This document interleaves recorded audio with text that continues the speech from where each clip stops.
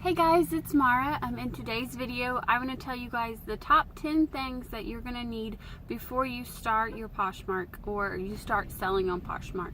So, first of all, you're going to need a printer. When you sell something, you have to print off the shipping label, and so obviously you have to have a printer, some form of printing it out to package on the label. And with that, number two, you're going to need a lot of tape. So I've already went through probably a whole roll of tape. The cheap tape works okay in certain instances, especially if you're just taping on a label. Sometimes you may want a little heavier duty tape if you're taping up the boxes.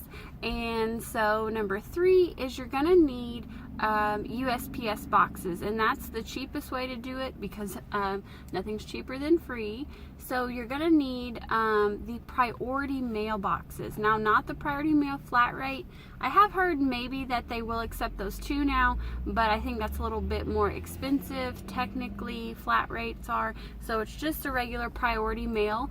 I'll put a link down below, and you guys can go to the USPS website, and it just gives you all the different free options, but I will list the specific sizes of what you need. There's the shoebox, that's one of them, and then some like thinner, about a foot size boxes, and then there's like small, which is called small and large.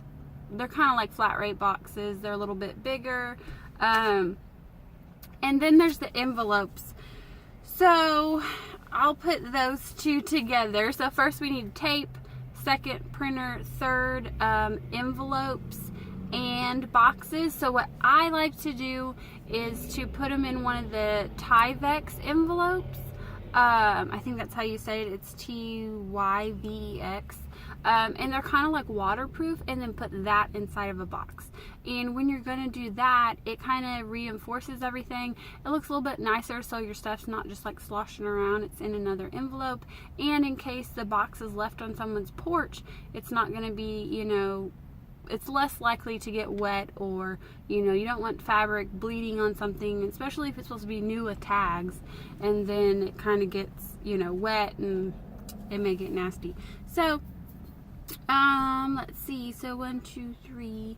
The fourth thing is a little note. So what I did, I actually printed out little cards. It's like, thank you for shopping at my Poshmark closet. You don't really need to do like a huge thing. I feel like it's time consuming. A lot of people wrap theirs in tissue paper and all that fluff. I mean, that's nice if you want to like market your closet that way, but for me it's like, hey, the people are just buying the product, they're not buying the extra stuff.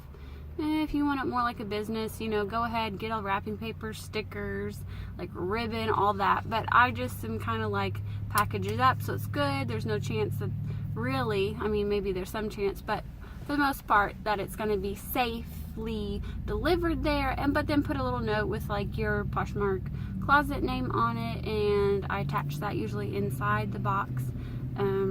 So yeah. The next thing you're going to need is a phone. Obviously, something to upload your pictures on, something to have the app on. I would suggest having a computer too, because when you share your items in your closet, you can share them a lot faster on the actual desktop way, which you can just download, or you can just go to the website on like Chrome in your phone or on your phone. But like you'll need the app to actually upload the pictures, and so you'll need a phone with a camera. Some people use like maybe like their fancy DSLR camera and take pictures, but as long as your phone is, you know, pretty good quality camera, there shouldn't be a problem. And with that, you're gonna need lighting. So, you know, some people buy lighting setups. Maybe if you're, you know, to that extent, they're making that much money that it's worth getting a lighting setup, then yeah, go ahead and do that. But otherwise, just have somewhere that's a lit area. I take my pictures near a window, and so the light comes in, because our house, how it's situated, doesn't get a whole lot of light. And I like to take my pictures upstairs, and that room is just terrible with lighting, and I don't have a good lighting setup. So I like to do them earlier in the day when there is, you know, natural lighting coming in from the window. Let's see, next you're gonna need items to sell. Obviously you can't sell nothing, can't sell just thin air, you're going to have items to sell. And I would suggest, starting out maybe with fewer items once you start kind of getting the hang of it, how to put the descriptions in, pricing, and things like that. Then add more items as you go.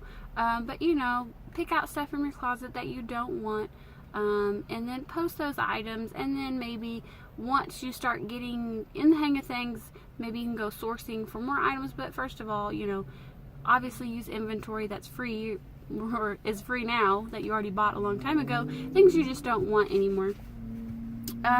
Next thing you're going to need is hangers, or if you're going to do flat lays, some kind of nice background. So that's number 8. Hangers, if you want to hang things up, I just think if you have a good background, then you can just hang them up. I mean, floor, that's fine. Some things look good, I think look better flat laid, but some things for sure don't. Like dresses, if you're trying to flat lay them, I don't think that looks that good. But like pants, sometimes they look better, like folded over. And then, like I said just a second ago, number 9 would be a background. So I actually kind of got lucky, and I have like these wood panel walls, and I think it looks really pretty and classy for a background. Some people just use white walls. Some people actually have an actual backdrop that goes behind their items, and so everything's very uniformed and looks together, and I think that looks really nice too. And then the last thing, number 10, would be somewhere to store your inventory. If you decide you really want to do this Poshmark thing, you want to have a lot of items, you got to figure out where you're going to put things. I see a lot of people categorize them by like numbers and letters, and they use totes.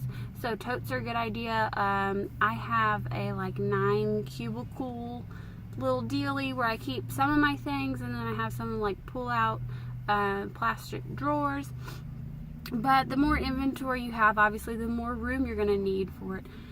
So, yeah, that's pretty much it. Just want to do a quick little run through of like the top 10 things I can think of. Maybe it was 11 actually. But what you kind of need starting out, because you don't want to just like jump straight into it and not have everything you need.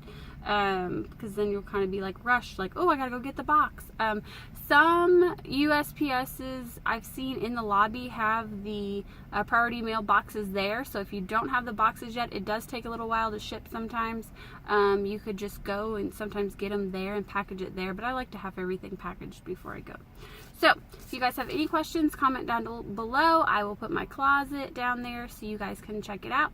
And I will put all the websites that I talked about, the USPS website. And I'll be uploading some more videos soon. I'll see you guys later. Bye.